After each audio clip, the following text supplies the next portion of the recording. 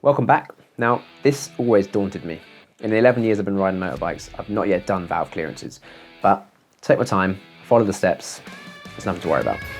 Before that though, I put the rear wheel back on as I wanted to get the rear brake bled. I was keen to try out one of those one-way valve brake bleeding kits I'd seen on Tinternet. So along with a spanner, a clear plastic bottle and fresh brake fluid, I put it to the test. I like to cut a cross in the neck of the plastic bottle. This holds the tube tightly and reduces the risk of nasty brake fluid flicking everywhere.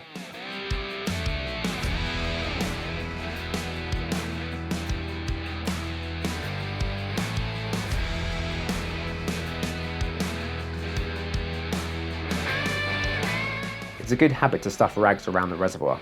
Again, anything to reduce the chance of stray brake fluid ruining my day.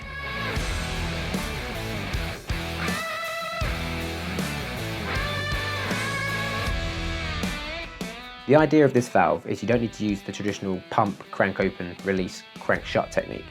You just pump, pump, pump, pump, and the valve makes sure fluid only goes one way. A nice idea, but in reality, a small amount of air was being drawn back in around the threads of the bleed nipple, reintroducing little bubbles of air into the caliper. But switching back to the traditional method, I had it bled in about 10 minutes. Bottom drawer, for you. Now with the rear brake bled, I took the sprocket cover back off, replaced the locking washer and torqued up the nut.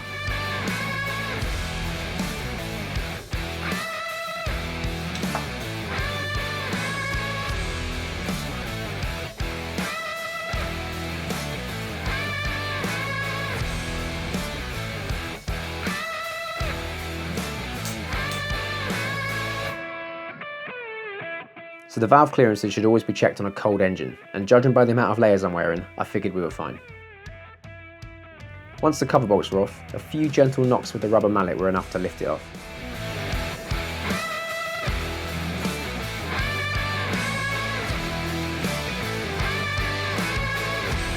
I also removed the coolant line for the oil cooler to get better access to the inspection hole on the crankcase.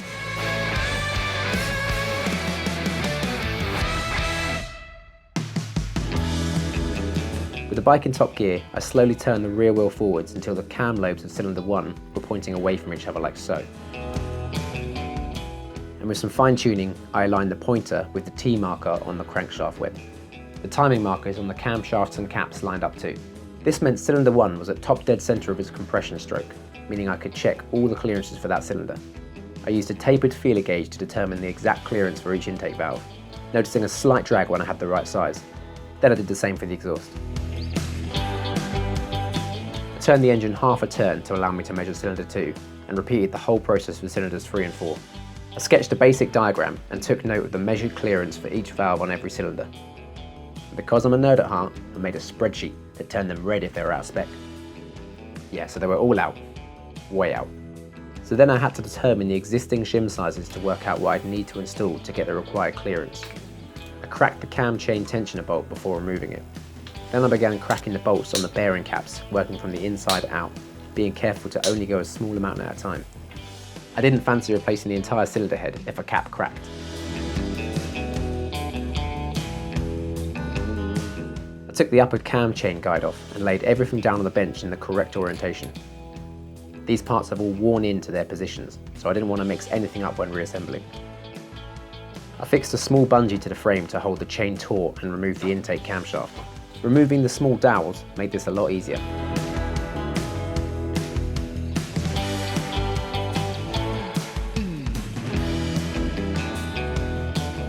Then I did the same for the exhaust camshaft. It is a bit snug, but I took my time and it came off no trouble.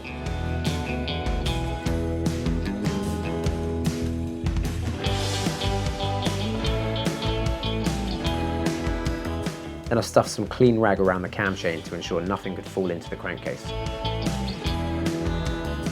With a magnet, I removed the lifters for each of the valves. I had to be careful not to send a shim flying into the darkness. Luckily, they all came off with the lifters.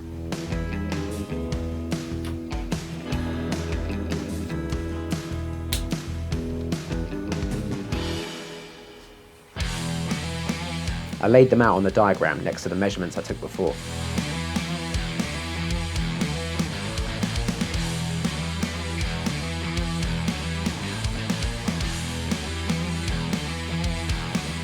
Then Then I removed each shim from each lifter and made a note of its size.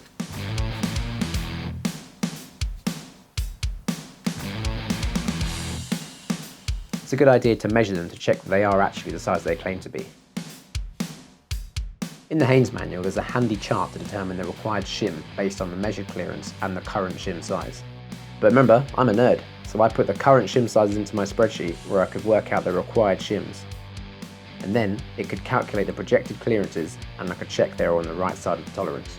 Making a list of the shims I already have helped me work out which ones could be relocated into other places, leaving me with a nice shopping list for what I needed to buy.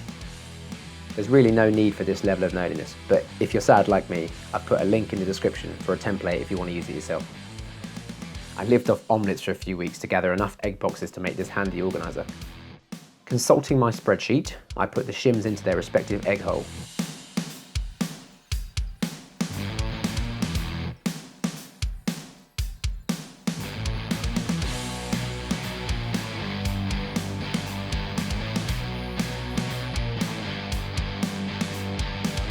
Not forgetting the 2 shims I was reusing.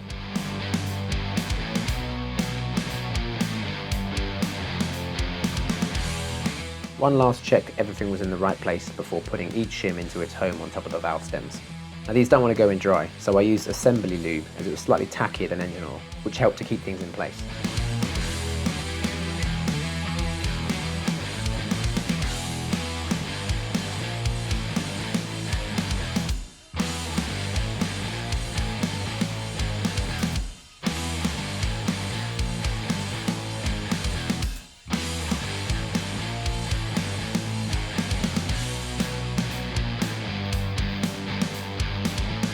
Then it was the turn of the lifters. I didn't really need to transfer them all to the egg boxes, but I'd made such an effort to get through the eggs, I feel like I owed it to the chickens. I put the lifters back in their respective homes, making sure they were covered in lube.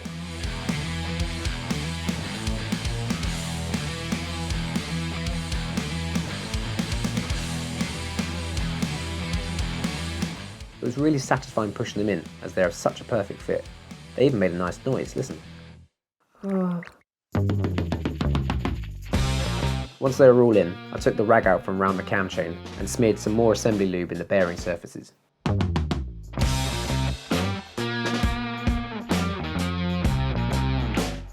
Then I carefully fed the exhaust camshaft through the cam chain and got it into position with the timing mark facing up.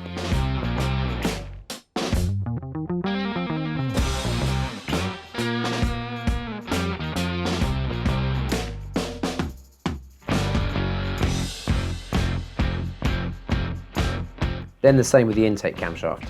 A tad trickier as you have barely enough slack in the chain to get it in.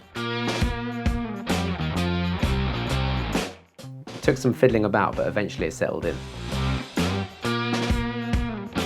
Checking my timing marks, I was 1 tooth off, so I disengaged the chain and rotated the sprocket just 1 tooth down.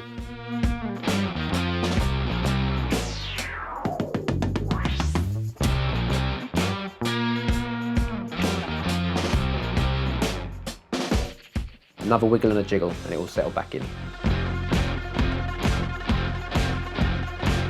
I double checked the timing mark on the crankshaft web to make sure it hadn't moved during the faffing up top, and checked my timing marks on the camshafts. A smidge forward to the line, but that will get taken in when I install the cam chain tensioner. Then I put the dowels back in their respective holes.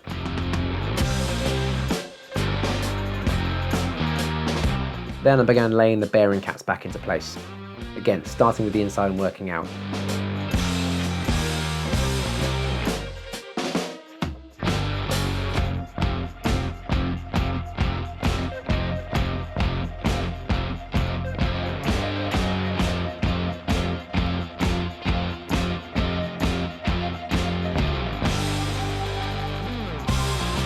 I took out the 4 bolts that secure the upper cam chain guide.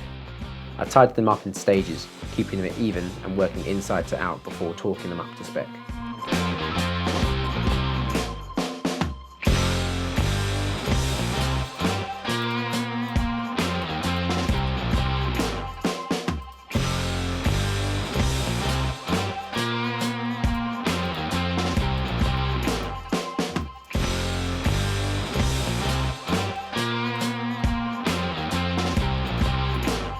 Then I did the same for the exhaust side.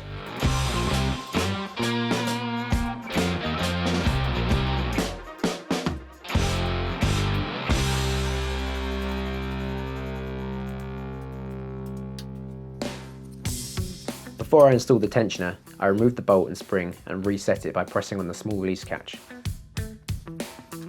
I turned it over so it was the right way up, and then reinstalled it on the engine with a new gasket.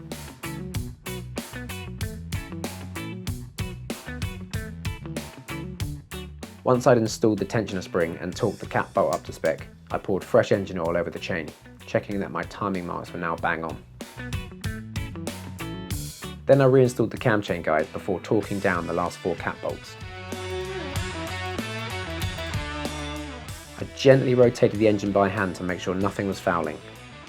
A lot easier and cheaper than finding out something's wrong when you first hit the starter button. Everything moved fine and there was no scary noises or resistance, so I lined up the first cylinder again and checked my new clearances. All well within spec. The cover gasket was in good shape, so I cleaned it up and replaced the cover. I used a small amount of sealant in the corners of the semicircle sections. Finally, I installed and torqued up the cover bolts.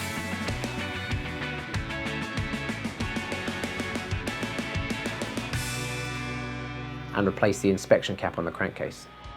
Job done. That wasn't so hard, was it? So that's valve clearances done. Now this isn't going to be a how-to video for this process, so if you're going to do it yourself, do get the manual and follow the steps. But hopefully this video will be useful to see all the steps involved. So in the next video, I pay my attention to the cooling system. The radiator definitely needed some love, as well as the brackets and hoses too. I really feel like I'm getting somewhere now. And remember kids, spreadsheets are cool.